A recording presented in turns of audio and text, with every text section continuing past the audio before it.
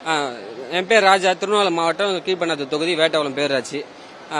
2024 தேர்வில் என் அண்ணன் பொண்ணு வந்து 500க்கு 482 மார்க் எடுத்திருந்தாங்க.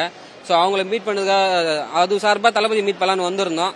தளபதிகிட்ட பார்த்தோம், என் குழந்தைய கொடுத்தேன், பேர் வைக்க சொன்னேன். ஏன் இவ்வளோ நாள் பேர் வைக்கலன்னு கேட்டார்.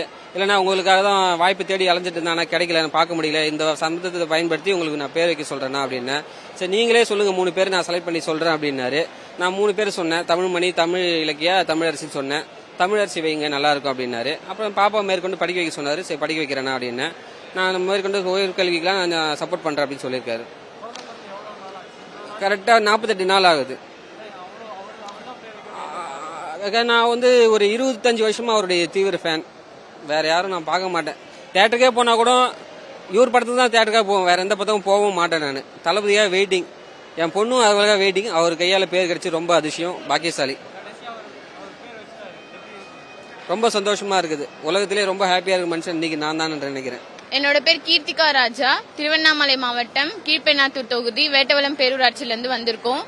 என்னோட மூத்தார் பொண்ணு தான் 10th 482 மதிப்பெண் பெற்று இரண்டாவது இடம் பிடித்தாங்க.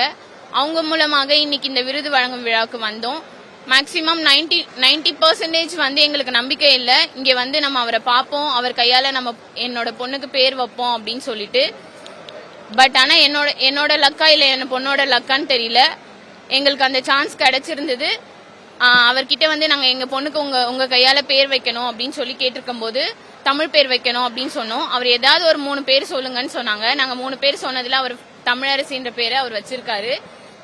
இது மூலமா எங்களுக்கு ரொம்ப சந்தோஷமா இருக்கு. நன்றி. செய்திகளை உடனுக்குடனும் துல்லியமாகவும் தெரிந்து கொள்ள சப்ஸ்கிரைப் பண்ணுங்க.